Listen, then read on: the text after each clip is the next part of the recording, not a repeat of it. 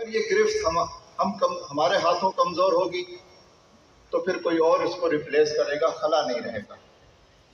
اور ان ایشوز پر گرفت کو مضبوط رکھنے کے لیے ہماری مہمات ہیں، اور مہمات کا مطلب صرف یہ نہیں ہوتا کہ شہری سطح کے اوپر شور شرابہ ہو، بلکہ جماعت اسلامی کا امتیاز یہ ہے کہ ہم بالکل گراس روٹ لیول کے اوپر جا کر رابطہ عوام کی ایک مہم چلاتے ہیں، اور اس کے ذریعے ہم عوام کے ساتھ براہ راست رابطے میں آ جاتے ہیں، اور ہماری تنظیمی طاقت اور عوام سے یہ رابطہ، یہ دونوں مل کر ہمیں دیگر تمام جماعتوں کے اوپر ہمیں فوقیت دلا دیتے ہیں۔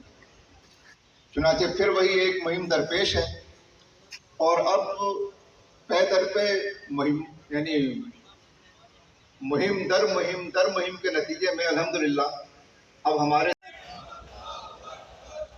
الحمدللہ رب العالمین والصلاۃ والسلام علی رسول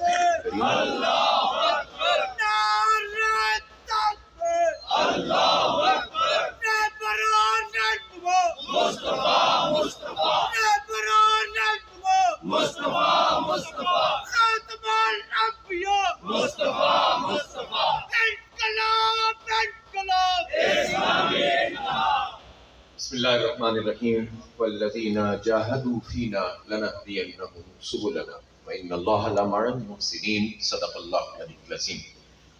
ذمہ داران جماعت اسلامی اور پورے شہر سے تشریف لانے والے میرے ساتھیوں، دوستوں، منتخب افراد اور راہ حق کے مسافروں، آپ کے سامنے تمام تفصیلات آ گئی ہیں کہ اب آنے والے دنوں میں جماعت اسلامی اپنی حقوق کراچی تحریک، جس کا نام ہم نے حق دو کراچی کو رکھا ہے، اس کے ایک بڑے مرحلے میں داخل ہو رہی ہے، اور ہم یہ سمجھتے ہیں کہ جب تک اس تحریک ظلم کے خلاف لوگوں کو مجتمع بھی کیا جائے گا، محکموں میں ہونے والی ناانصافی کو اجاگر بھی کیا جائے گا، مظلوموں کو ہاتھ پکڑ کر ظالموں سے حق بھی دلوایا جائے گا، صفائی ستھرائی کا کام بھی کیا جائے گا، مسجدوں کے معاملات کا اہتمام بھی کیا جائے گا، اور حکومتوں کی طرف سے جو ظلم اور زیادتی ہے اس کے خلاف آواز بھی اٹھائی جائے گی۔ اگر معاشرے کے اوپر چند انسانوں کے چند گروہ طاقتور اور بالادست ہو جائیں اور وہ سارے کے سارے جو ہے وہ وسائل کو ہڑپ کرنے لگے تو گھر نہیں بیٹھا جائے گا۔ اسلامی تحریک کا تقاضا ہے کہ اس کے خلاف لوگوں کو مجتمع کریں۔ جو یہ نہیں کرتا وہ اسلام کا کام نہیں کرتا، وہ اسلام کے ایک جز کا کام کرتا ہے۔ جو یہ جد و جہد نہیں کرتا وہ اپنے اس فرض عین کو ادا نہیں کرتا جو اقامت دین کا فرض عین ہے۔ کسی نے کہا یہ اقامت دین فرض کفایہ ہے، کسی نے کہا یہ سیاست ہے، دین والوں کا اس سے کیا کام؟ یہ سب ڈی ٹریک کرنے کی باتیں ہوتی ہیں، جو میٹھا میٹھا ہف ہف اور کڑوا کڑوا تھو تھو والی باتیں ہوتی ہیں۔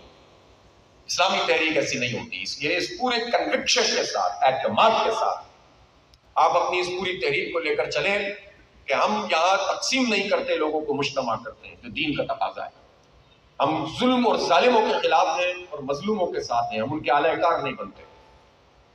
ہم پوری اجتماعیت کے ساتھ جد و جہد کرتے ہیں، کسی شخص کے لیے نہیں کرتے۔ لیڈرشپ ضروری ہوتی ہے اور لیڈرشپ کی اجتماعیت بناتی ہے، لیکن شخصیت پرستی ہمارے یہاں نہیں ہوتی۔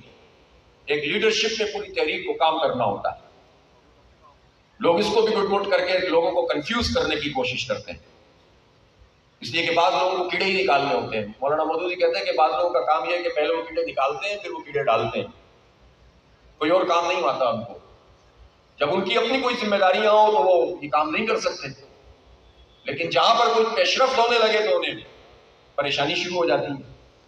تو ایسی ساری چیزوں کو جھٹک کر آپ کو کام کرنا ہے اور آگے بڑھنا ہے انشاءاللہ تعالیٰ۔ تو یہ ابتدائی گفتگو میں اس لیے کرنا چاہتا تھا کہ ذہنوں کے اندر واضح ہو، پورے اعتماد سے کام کریں کہ ہمارا دین کا کام ہے، یہ دینی ذمہ داری ہے کہ ہم ان تمام ایشوز کو لے کر چلیں۔ اب آپ مجھے بتائیے، کو برباد کر کے یہ کراچی کو بھی کوٹ بنانا چاہتے ہیں، اس میں کیا غلط ہے؟ اس میں کیا غلط ہے؟ یہاں بھی وہی قبضہ کرنا چاہتے ہیں تو اس میں کیا غلط ہے؟ اس لیے یہ بات تو کی جائے گی اور پوری طاقت سے کی جائے گی، کسی کو اچھا لگے یا برا لگے، اور سب کریں گے انشاءاللہ۔ ہر سندھی کرے گا، ہر مہاجر کرے گا، ہر پختون کرے گا، ہر بلوچ کرے گا، ہر پنجابی کرے گا، کشمیری سرائکی ہزارے وال کرے گا، میمن گجراتی کرے گا، اور جتنے بھی یہ بتائیں مجھے کوئی رہ گیا؟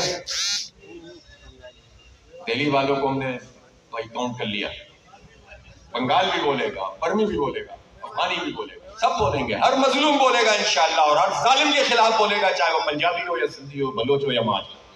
ठीक है? अल्लाहू अकबर।